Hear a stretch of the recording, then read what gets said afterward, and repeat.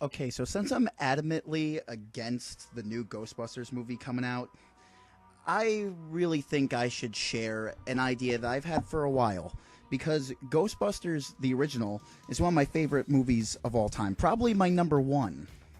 And so, of course, I'm all for making Ghostbusters fan films. I feel the need to make a new movie died with Harold Ramis, and that the new movie just feels nothing. The new movie, through the trailers, feels nothing like Ghostbusters at all. It just seems like a cheap cash grab. The style of comedy isn't even like remotely close. It just seems like your typical dime a dozen comedy with the Ghostbusters name slapped onto it. I have nothing against the cast either. I think all of them can do a really good job. I think they're a great cast to play Ghostbusters. I don't care that they're female. Like anybody can be a Ghostbuster. Extreme Ghostbusters, Kylie Griffin, fucking awesome. But I just feel like it's not going to live up to what I really wanted it to be. So I'm going to share with you guys the type of Ghostbusters movies I would make. Because I've always liked Ghostbusters fan films. I've always felt like people put love and care into them. And ever since I saw the Denver Ghostbusters movies, Freddy vs. Ghostbusters and Return of the Ghostbusters, I'm like, this is awesome. You can create like this whole universe, really. And I'm a big fan of crossovers. So the first Ghostbusters story in my trilogy of Ghostbusters fan films would be called Ghostbusters Haunting Hour. Another working title was Ghostbusters Mass Hysteria. You choose which one you like better in the comments below. Human sacrifice, dogs and cats living together, mass hysteria. Enough, I get the point. This first fan film would be a crossover of two of my favorite movies of all time. Ghostbusters, of course, and The Evil Dead. So let's just get this started, shall we? I'm going to be looking over all the storyboards and notes that I took, while also showing the story in a visual manner. So it'll kind of be like half movie, half pitch, half like script reading, because I originally wrote this out as sort of like a comic book. So I'll try to show the visuals the best that I can with the really low budget that I have. So it'll probably just be a slideshow with a couple of movie clips here and there. Let's begin. Legend has it that it was written by the Dark Ones, Necronomicon Ex Mortis. Roughly translated, Book of the Dead. The book served as a passageway to the evil worlds beyond.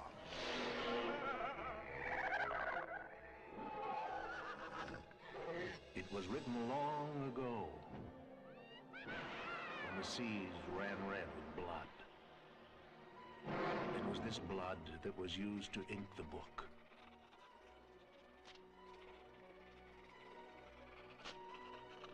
In the year 1300 AD, the book disappeared.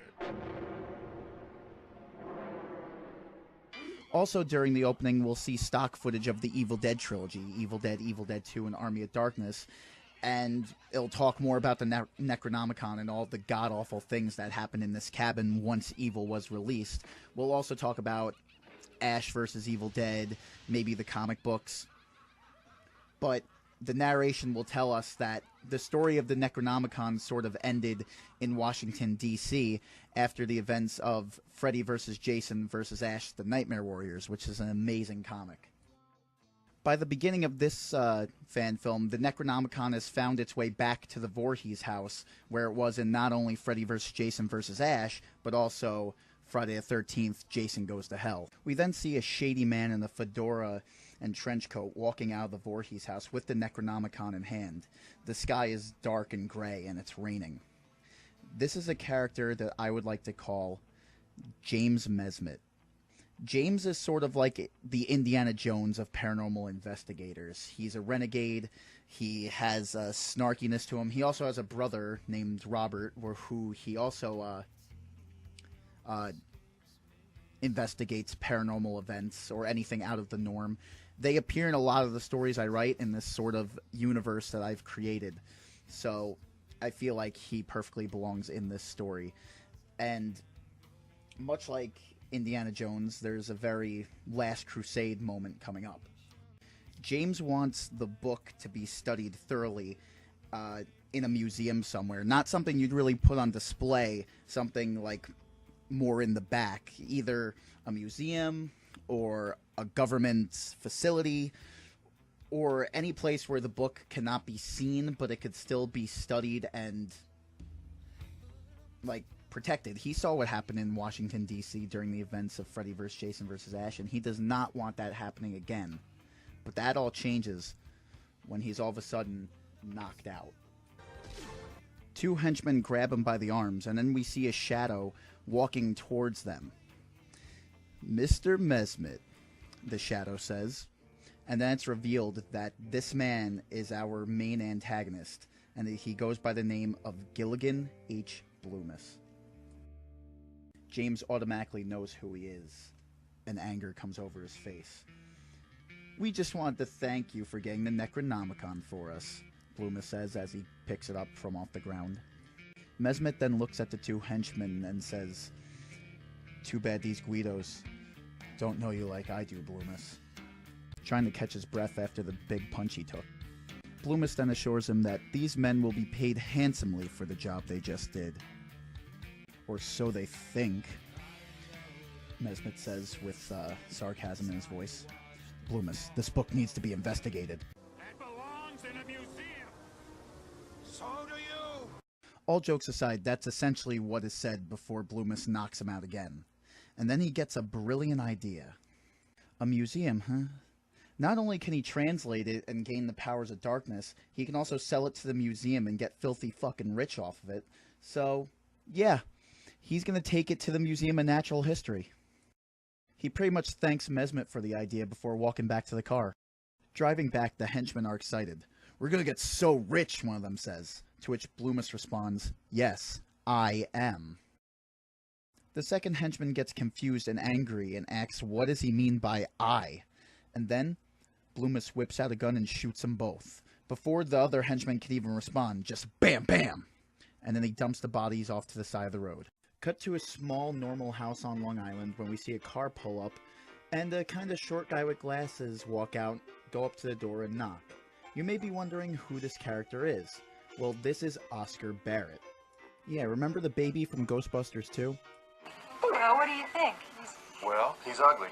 Well, he's all grown up now, and because of his paranormal experience as a baby, mixed with the fact that Peter Venkman is technically his stepfather, he was interested in the ghostbusting business, and he was trained by Egon, but after his tragic passing, he's sort of the leader of the Ghostbusters now. He sort of runs the company. Not to mention he's Dana Barrett's son, so not only was she an amazing character, just on a side note, the fact that he has some Sigourney Weaver in him just automatically makes him a badass.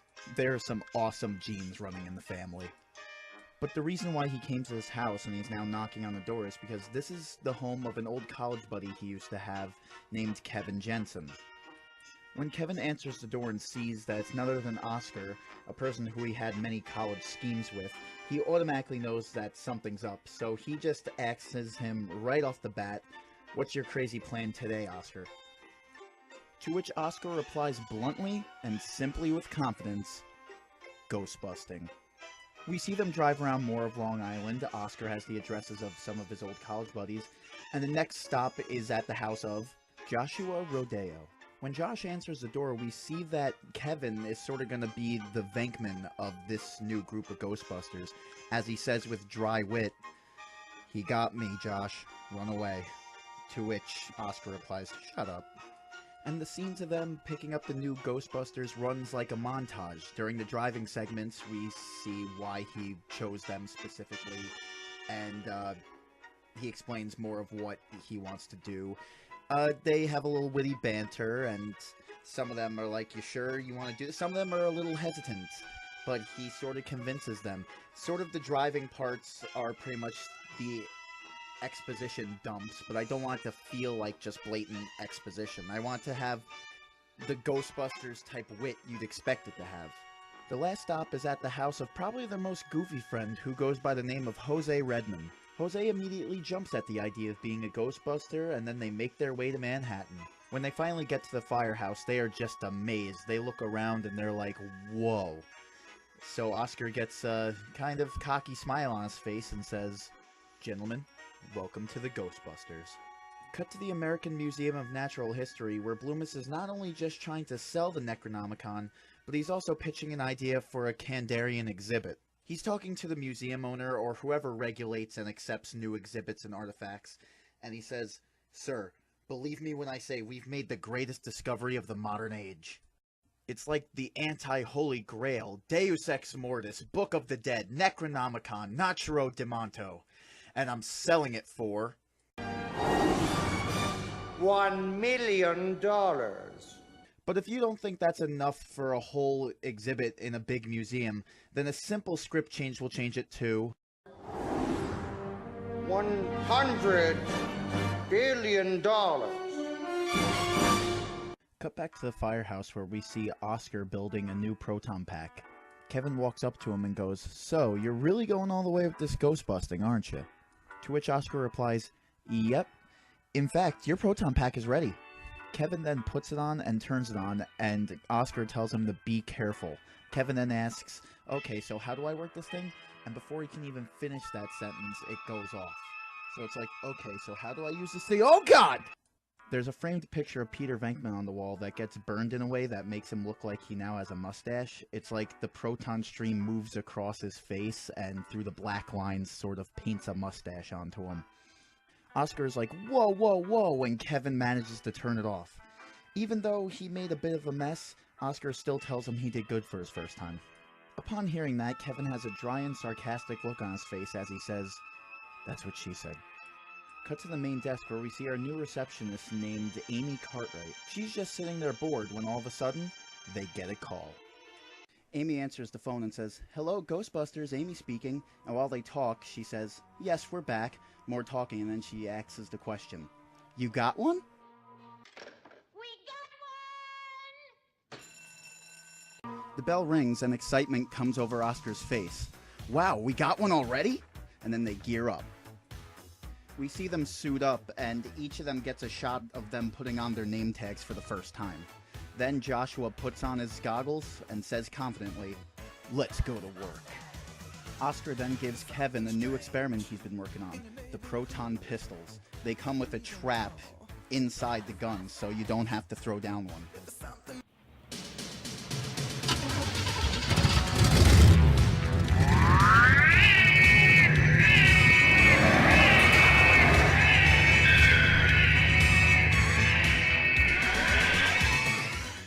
They then head out to bust the ghost. Where's this haunting site, you may ask? Well, at a place in New York City that I find pretty awesome. The Hard Rock Cafe. Cut to James Mesmet walking down the Manhattan streets in the middle of the night. James sort of has his own inner monologue / journal like Rorschach from Watchmen. James's journal. Bloomis made off with the Necronomicon. He said something about the Museum of Natural History. God help us all. I would ask my brother Rob to help me, but he's off doing other business. Just a little reference to other story ideas I have in this universe that I've created for myself. Just then, the Ecto-1 glides right by him, just rushing to get to the Hard Rock Cafe, and James notices them. Maybe these Ghostbusters have some idea about what's going on. I will follow them. I will. They pull up to the Hard Rock Cafe, and James is confused. A Hard Rock Cafe? This is obviously not where I thought they were heading. They probably have no idea what's going on. But, just in case, I'll go anyway. The Ghostbusters then bust in, no pun intended, like it was a matter of national security. Oscar, being the leader that he is, takes center stage as he tries crowd control, trying to keep everyone calm, so he's like, "Alright, Ghostbusters, everyone stay calm!" They all just stare at him weirdly. One of the waitresses in the middle of taking an order just stops dead in her tracks because she's just so weirded out. There's a moment of awkward silence until the man at the front desk says, "Ah, yes, you're here."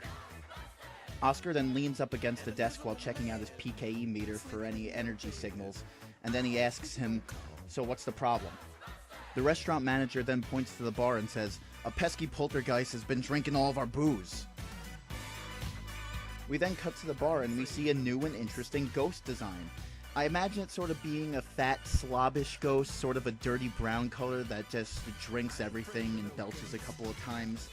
And it just shows that not every Ghostbusters movie or fan film has to have Slimer in it. I know everyone loves Slimer, I love him too. But he doesn't need to be in everything, guys. You can come up with new ghost designs. So, this is the first ghost, a drunken slob ghost. Kevin then walks by with a cocky strut and says, "Don't worry, we got this shit." Oscar gets a little worried expression on his face and says, "Be careful." Kevin then reminds him that he's got this. Kevin then tells Josh to switch him on, and he does. Then it's time to bust the ghost. The bar explodes, doing more damage than it should have, and they all start shooting at the ghost. Oscar saying, "Whoa, let's try and take it easy, okay?" He then turns to see Jose, and he's like, "Jose, what are you doing?" Jose is just having way too much fun, swinging around his proton stream like it was a lasso or something, going, "Yeehaw! Come here, you ghostly son of a..." And before he could even finish that sentence, the ghost just knocks him over. Josh eventually captures him in the stream, and a smile comes across his face as he goes, "I got him!" Oscar then gets his stream around the ghost, and then he turns to Kevin and tells him to use the built-in trap in the pistols like he told him. So Kevin goes, "Okay," and captures the ghost in the trap. The gun has a red light that beeps when there's a ghost in it, and that's how they know that they caught it. He then holds up the smoking gun and goes, "Sweet." We then see James staring at them through the restaurant's entrance, while the restaurant manager is heard in the background asking, "How much do I owe you?" And Kevin says, 10 grand. James then rolls his eyes and goes,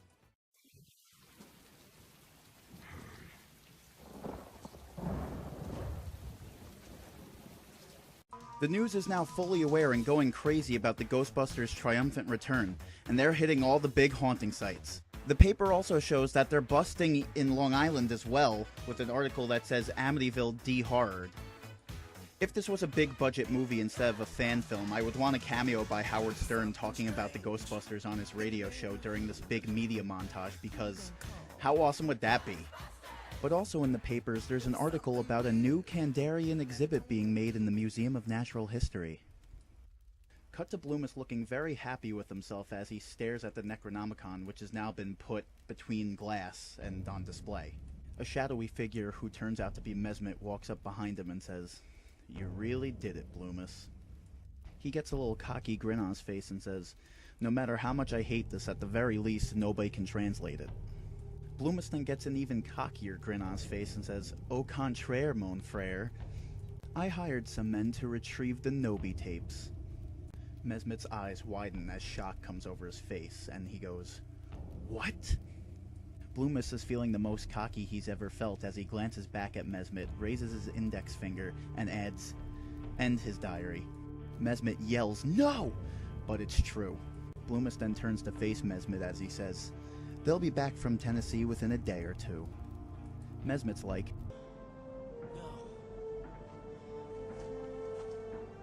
No. This can't be happening! No! Oh, please, God, no! but Bloomis just laughs in his face and goes, "Ah, yes." Bloomis then calls security, but Mesmet lunges at him as the two security guards grab him by the arm. Mesmet yells, "You son of a bitch, I'll kill you!" He's then thrown out of the Museum of Natural History as he rolls down the steps. We get more of his inner monologue. James's journal. Those Ghostbusters are impressive. I'll need to talk to them and warn them about what's going on. The next day we see a pair of hands looking at a newspaper that has an advertisement that is saying pretty much Ghostbusters for hire. We then see that 3 people answered the call and are lined up ready to become Ghostbusters. One's a sort of long-haired guy named Marshall Jackson. The other's a black guy named Bobby Baxter. And the third and final one is a blonde-haired woman named Mackenzie Ulrich. So we got a huge team of about 7 Ghostbusters. Jose is pacing around them kind of like a drill sergeant as he says, "I've read your applications. I like them. You're qualified. Oscar will train you." Oscar calls them each up one by one, and each of the new members gets a standard proton pack and a new gadget to test out. Marshall gets an Ecto watch that comes with a built-in PKE meter, a built-in trap, and a lot of settings with different streams. There's a stun setting, a capture setting, a trap setting, and we see them practice all these types of settings on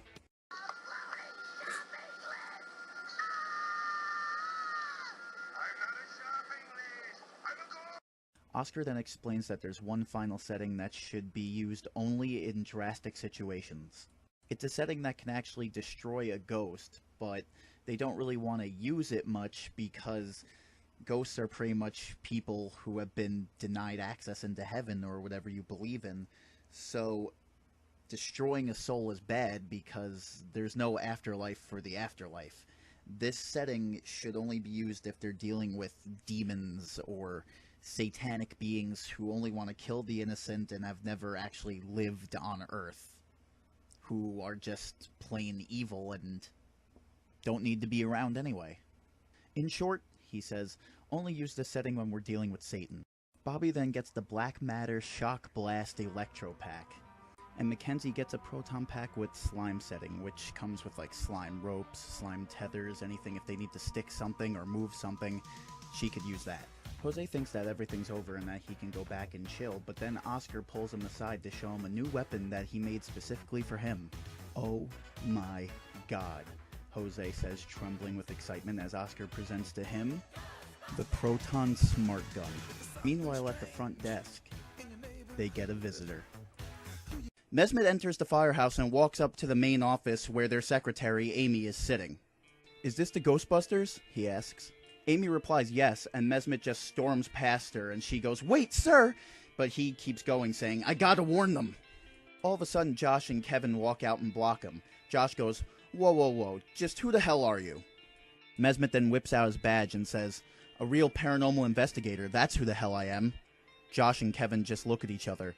Then Kevin shrugs and goes, Josh then lets him in. Cut to Mesmet in a lie detector finishing his story saying, "And Bloom has told me that they'll be coming in a couple of days."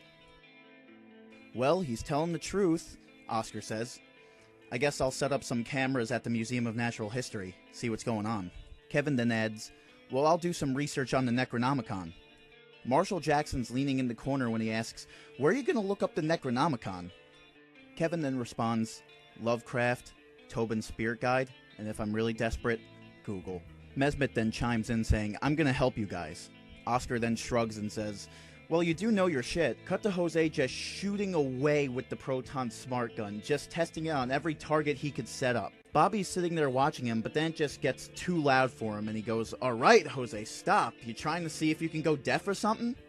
Jose stops shooting, and he's like, "Alright, I'm done, but man, do I need to work with Oscar. Just think of all the weapons we can turn into ghostbusting gear." Cut to the Museum of Natural History. Across the street, there's a mailbox that Mesmet and Oscar are standing around. Oscar is installing a spy camera into the mailbox. "And we are hooked up," Oscar says. "It may not be the best view, but it's all we can get, so let's hope we see what goes on." Later that night, Loomis is still in the Museum of Natural History, and he's on the phone. "When are you guys gonna reach the city?" he asks. "Another day? Damn, you guys are slow." He hangs up the phone, and then looks into the glass where the Necronomicon is there on display. "Soon, your powers will be mine." The next day, Amy is sitting there at the desk as usual, but it's a slow day. She has a TV on her desk and she's playing a video game. All of a sudden, the door creaks open slowly. Amy notices this and goes, "Oh," and then the door slams. She then nervously chuckles to herself and goes, "Who am I gonna call?" Cut to Oscar at a computer and Mesmet standing behind him. "I got nothing," Oscar says, and then Mesmet goes, "Wait, there's Bloomis." Bloomis is putting a letter in the mailbox, and then he notices a red blinking light. He then looks angrily into the camera. Oscar goes, "Uh-oh," and then Bloomis punches the camera. Static comes over the screen. Oscar says, while Mesmet takes off his hat and puts his hand on his face going, "Damn it, damn it, damn it!" Kevin then enters the room with some good news. "Hey guys, I got research on the Necronomicon." "How'd you find the info?" Oscar asks. "I found info about the book in Tobin's Spirit Guide, and I looked up Professor Noby on Google." Kevin then explains that once the book is read from, it will release the army of the dead known as Deadites. and the Deadites will be led by a demon known as Kanda. Once released, Kanda will find a host and then do everything in his power to bring forth the arrival of his master, Cthulhu. Evil, hate-filled Cthulhu from a dimension far away, flying through gates of madness and into your heart. Yeah, you. Whoa, this is heavy. Later, cut to Oscar and Jose looking down at a new invention they just made. We don't see it yet because there's going to be a reveal, but Oscar lifts up his goggles and says, "Jose, you're a genius. What do you call it?" Jose then smiles and says, "The Boozooka." Cut back to Bloomis at the museum. "You guys need to pick up the pace. I think that Mesmet is spying on me," he says over the phone. The person he's talking to responds that they're almost there. He just needs to sit tight. And sit tight he does. We see a little montage of him sitting for about 5 hours, waiting, pacing, just trying to stay calm, because at any moment Mesmet can bust in and just ruin the whole thing. By the 5-hour mark, his patience is lost and his greed gets to him. He takes the Necronomicon out of the display and figures that he could probably just translate it himself at this point. Things start to get a bit comedic though, as he uses fake magic words that he's heard in like Disney movies or something, thinking that they'll actually do something. Frere Jacques? Alakazam? Bippity boppity boo? He then becomes so desperate that he just resorts to Harry Potter spells. Wingardium Leviosa? He then notices a spell he can actually read, but there's a rip in the corner of it, so the spell is cut off. The words read, Klaatu Virata Ni. Bloomis doesn't realize the rip and thinks that's just a spell, so he just lifts his hand up and yells, Klaatu Virata Ni! Now, if you've seen Army of Darkness, you'll know that the words are actually Klaatu Virata Nikto. You know, like from The Day the Earth Stood Still. Klaatu, Virata, Nikto. Klaatu, Virata, Nikto. Okay. Well, repeat them. Klaatu, Virata, Nikto. Again! I got it! I know your damn words, all right? Klaatu, Virata,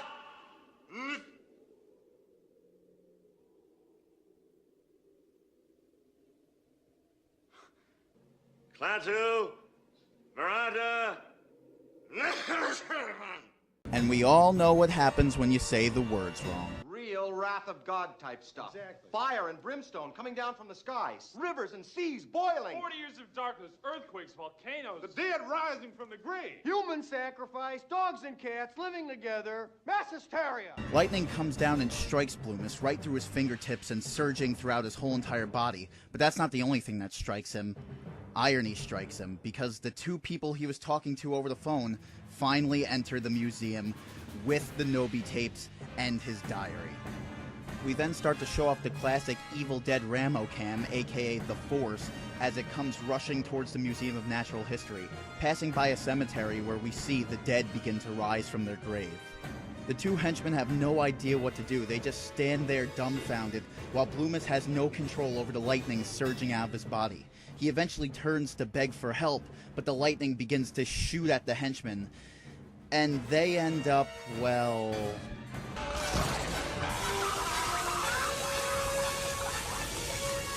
pretty fried.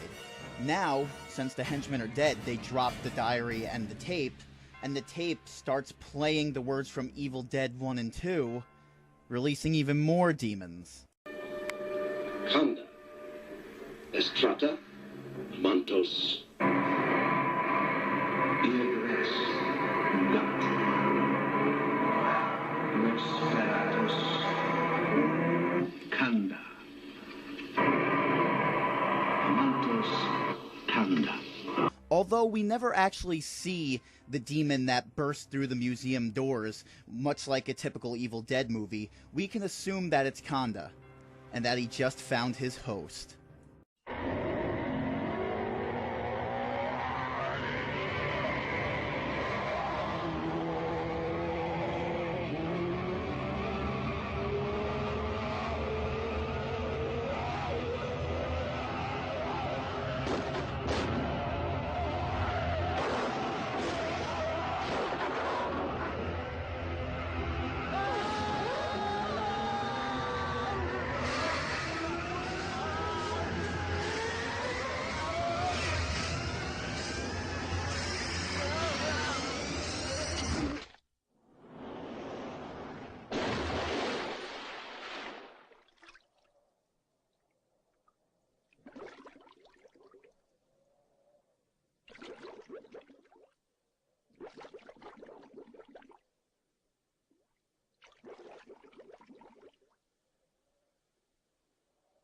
Bloomis is taken by Conda, much like in the clip from Evil Dead 2.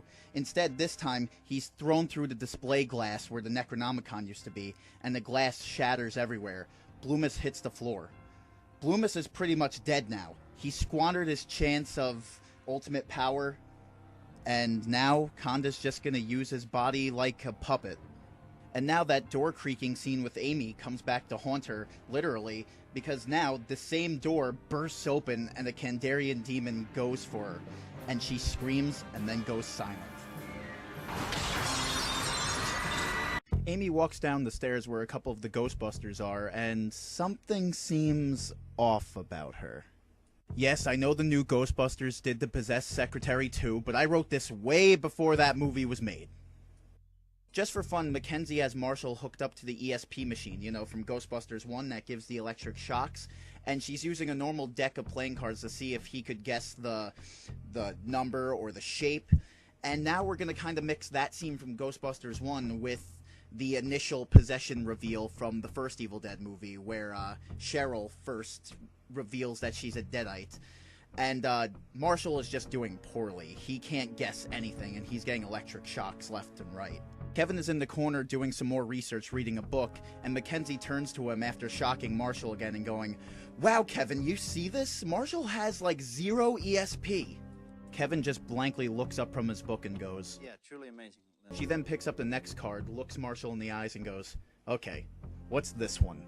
And then Amy from the corner goes, "Queen of Spades. 4 of Hearts. 8 of Spades. 2 of Spades. Jack of Diamonds. Jack of Clubs." They all jump back. Mackenzie yells, "Heavenly God!" Amy continues, "Why have you disturbed our sleep? Awakened us from our ancient slumber." After she says that, Kevin gets confused and lifts up his index finger going, we didn't, but he's cut off. "Like the others before you. One by one we will take you." A silhouette of a man appears behind her and she's shot in the back of the neck with a dart. She then falls to the ground, asleep.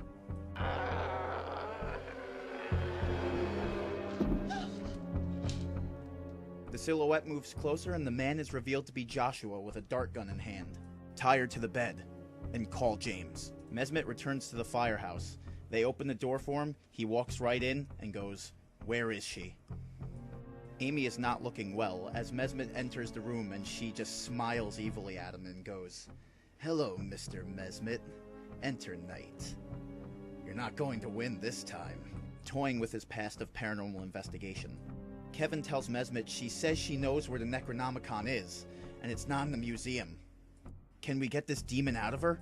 Mesmet says, "I'll try. But first, let's get Bloomis and the book's location out of her." He enters the cold, dark room. "Hello, Amy," he says. Amy looks up and goes, "Amy's not here right now." Mesmet just continues. "As you know, I'm James Mesmet," and Amy snarls back at him, saying, "And I'm the devil. Now kindly undo these straps." "Where is Amy?" he asks. In which Amy replies, "In here, with us. Even now we have Amy's soul. She suffers in torment." Cut to Conda on top of a rooftop somewhere with both hands up going, "Yes, Master, the time has come!" And speaking all those dead languages and the classic ya, Cthulhu Fakdan and all that stuff. But pan back, and you realize that he's on top of the Empire State Building, and the tip of the Empire State Building is conducting a shit ton of electricity. Back at the firehouse, they moved Amy to an interrogation room. She's not in straps anymore, so hopefully if she's more comfortable, she'll be more open to giving out information. We then get a scene that's very similar in tone to the Dark Knight interrogation scene, where, let's say, Mesmet is Batman and Amy is the Joker. While this is happening, Jose and Mackenzie are testing out the bazooka outside, and it is literally blasting the demons out of people. Although times are dire, Jose still manages to smile. Mesmet gets the info out of Amy. "They're at the top of the Empire State Building," she says, "but you better make it there quick or the city's gonna be rubble." He then tells the Ghostbusters the location, and Oscar goes, "How couldn't we have figured that out?" But Mesmet can't go with them to fight the possessed Bloomis because he's got to conduct an exorcism now. "But I can't do this alone. I need a partner. Who's with me?" Kevin then steps up and goes, "I'll do it with you." That's what she said. Josh coughs that, and then Kevin turns around and gives him a friendly smirk, and then tells them all to move out. They have a gearing up montage, and then they head out in the Ecto-1. And I think I know the perfect music to go along with it.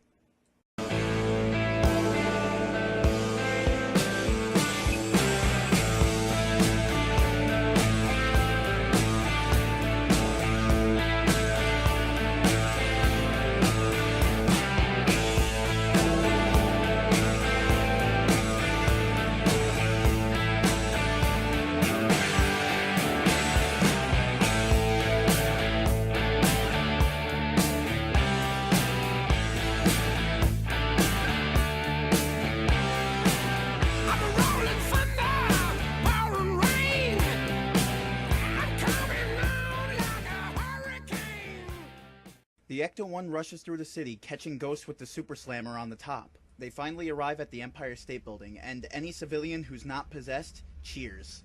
Cut back to Mesmet, Kevin, and Amy in the interrogation room, where Mesmet is pulling something out of his hat. Amy looks at him, smiles evilly, and goes, "What's in there, a bunny?" Mesmet says no, as he whips out a small bottle of holy water. Amy knows that shit's about to get real, so she cracks her neck to get ready for the exorcism that's about to happen. She tilts her head the other way and cracks her neck a second time, and then just to fuck with them, I think you know what she's gonna do next. Jesus Christ, who lives and reigns with the Father and the Holy Spirit. Cut to Oscar and his team going up all the stairs of the Empire State Building. They are all tired. It is like the original scene from Ghostbusters times 10. Bobby is sweating profusely and is on the verge of passing out when he goes, "Who the hell translates the Necronomicon at the top of the goddamn Empire State Building?" Jose, who, to be honest, has it the worst, having to carry up not only the Proton Smart Gun, but also the Bazooka, once again still manages to smile as he says, "Come on, Bobby, it's not that bad. Maybe when we get to the top, they'll have free refreshments waiting for us." Bobby gives an enduring smile back up at him, and they continue to make their way up the stairs. Cut back to the interrogation room where Amy is being doused in holy water as she falls to the ground and goes, "Oh, it burns!" Mesmet then grabs Kevin by the shoulder and says, "Kevin, join me in the prayer." Kevin says okay, but then Amy on the floor goes, "Hey, I'll swallow your soul! I'll swallow your soul! I'll swallow your soul!" Mesmet shuts her up with some holy water as we zoom in to Kevin's determined face as he feels a one-liner coming on. "You might want to consider going vegan," he says, feeling the best he ever felt because of that stupid one-liner. Then there's an awkward silence. Mesmet raises one eyebrow, and even the demon's like, "Really? That's the best thing you can come up with?" Kevin stumbles, and he's like, "You know what?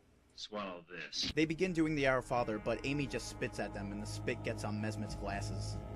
The spit is green like slime. At the top of the Empire State Building, the tip is now on fire, while Conda-possessed Bloomis is floating around and laughing. The Necronomicon open and at his feet. The Ghostbusters finally make it to the top, as Oscar points his proton pack at him and says, "Stop right there." Conda goes, "So, the little spies are here. Where's Mesmet? He afraid?"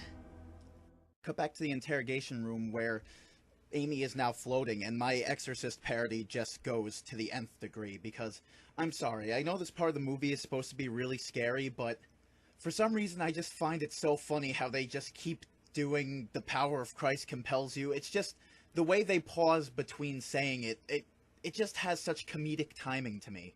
So, I parodied it here. Both Kevin and Mesmet keep going, "The power of Christ compels you! The power of Christ compels you!" Pause to see if anything happened. "The power of Christ compels you!" Both Mesmet and Kevin are panicking. They're just like, "It's not working! Do it again! The power of Christ compels you! The power of Christ compels you! Nothing's working!" Kevin then grabs Mesmet by both shoulders and goes, "Wait, Mesmet! We're not cavemen!" We have technology. He says that verbatim, but instead of smashing a computer, he whips out one of the proton pistols and shoots Amy several times, going "dirt, dirt, dirt, dirt" for each shot. And the demon is sucked out through the built-in trap. Back at the Empire State Building, an earthquake starts to shake the city, and Kanda gets an evil, excited, crazy smile on his face because he knows what's causing that earthquake. My master has finally arrived, and he will be your doom. And when we're done with you, you'll be crying like a little bitch. They all look out to sea, and they see a giant shadow, and they all know who it is. Cthulhu comes stomping into the city, moving straight towards the Empire State Building, and the 6 Ghostbusters on the top split into 3s. After a quick discussion and examination of weapons, they came to the conclusion that the 2 teams will be Oscar, Josh, and Mackenzie versus Kanda possessed Bloomis, and then Jose, Bobby, and Marshall versus Cthulhu. They begin shooting, and Bloomis is just taking it like it's nothing, just laughing in their face as the beams just bounce off him as he floats. The other team is just unloading ultimate firepower, and Cthulhu's just having none of it. He's just moving forward, swinging his tentacles at them, and they're hastily dodging them. People on the floor are running, screaming, and just watching in total awe, and then the news starts to cover the event that's happening. Soon the whole world is aware of the phenomenon that's happening in the city, and we get reaction shots of people watching TV, until the final one is a certain person from Michigan watching in horror. The fight becomes more and more hopeless. Mackenzie turns to Oscar and goes, "How are we gonna beat this guy?" And Josh goes, "Yeah, what do we do?" Oscar then gets an idea. The book seems to be giving him his power, so if they destroy the book, burn it somehow, maybe it'll cut off the flow of energy being poured into him. Josh goes, "Maybe, but how are we gonna do it? We've been shooting this thing and he hasn't budged." Oscar goes, "Well, there's something Egon told me never to do, but if we do it, it might just stop him." They both look at Oscar, and then Oscar turns to them and goes, "Cross the streams."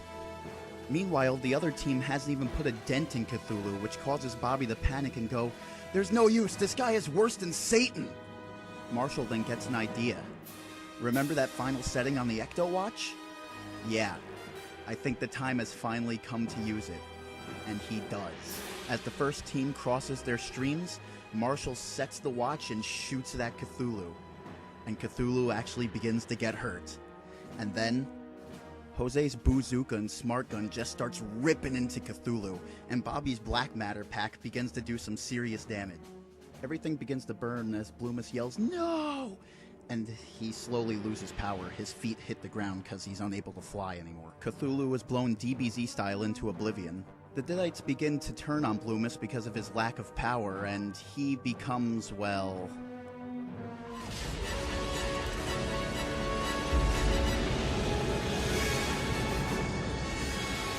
yeah, he's toast. The book continues to burn, doing that awesome stop-motion licking thing from the first Evil Dead, and then it explodes, pages going everywhere. Marshall looks down at the Ecto-Watch and then back up at what it did, and with a badass look on his face goes, "Groovy." Cut back to the interrogation room where Amy is crying on the floor after that horrible experience she just went through, but Nesbitt and Kevin are just happy to see her alive. Nesbitt going, "Oh, thank God." While he says that, he puts his hands together like he's praying. Kevin, in the spur of the moment, goes over to Amy, picks her up, wipes the tears out of her eyes, and says, Hail to the king, baby.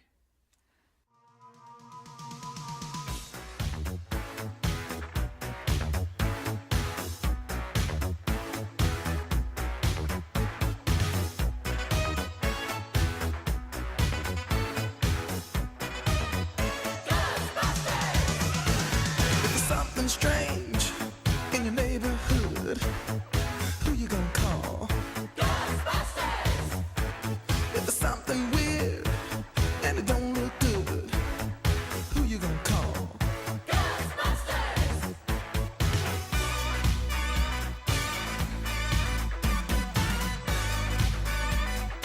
I ain't afraid of no ghosts.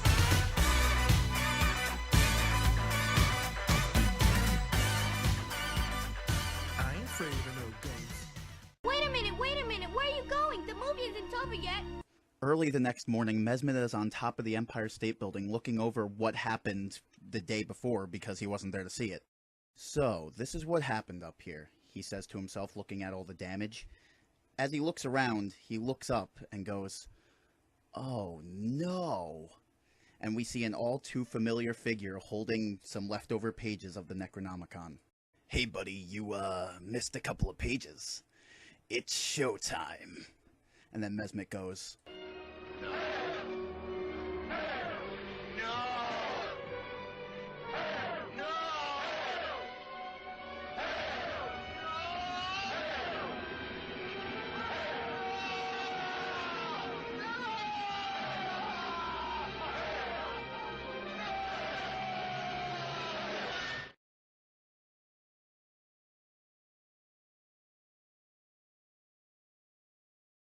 so that's it. That was Ghostbusters Haunting Hour. I hope you enjoyed it, and I hope you're excited for Ghostbusters meets Beetlejuice, because I've been working on that story for a couple of years. I stop and then go back, stop and then go back, fix things, edit things, so I'm still working on it, and also I just need a break from Ghostbusters, so it's not going to be the next fan film. Don't expect that, because the next fan film idea I have planned is going to be exploring a character that's fascinated me for years. Starting tonight, people will die. I'm a man of my word.